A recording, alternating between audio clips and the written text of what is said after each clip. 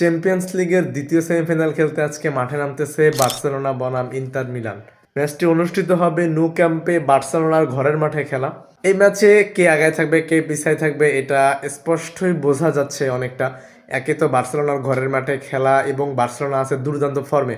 কদিন আগে Copa del রের ফাইনাল জিতে গেল, তারা চ্যাম্পিয়ন হয়ে গেল কোপা দেল রেতে। লা লিগায়ও তারা রিয়ালের উপরে আছে, table topper Barcelona.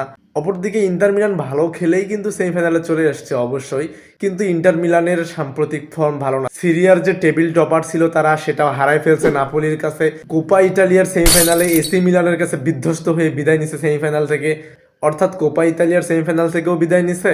সিরিয়ারও table topper থেকে তারা জায়গা হারাইছে নাপোলির কাছে। লাস্ট 4 ম্যাচ ধরে কোনো জয় পায় না, 3 ম্যাচ ধরে গোল দিতে পারে না প্রতিপক্ষের জালে, 9 ম্যাচ ধরে ক্লিন শিট রাখতে পারে না। তো ইন্টার মিলানের অবস্থা খুবই খারাপ। ইন্টার মিলানের জন্য কঠিনই হতে চলেছে আজকের ম্যাচটা, ফার্স্ট লেগটা।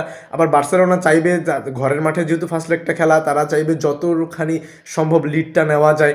দেখা যাক কে শেষ পর্যন্ত আগায় যায়। আজকে হাড্ডাহাড্ডি একটা লড়াই হবে, তবে আমার কাছে মনে হচ্ছে বার্সেলোনা একটু আগায় থাকবে, একটু না অনেকটাই আগায় থাকবে বর্তমান ফর্ম যদি বলি। আপনার কাছে কি মনে হচ্ছে, বার্সেলোনা নাকি ইন্টার মিলান? কমেন্ট সেকশনে জানাতে পারেন।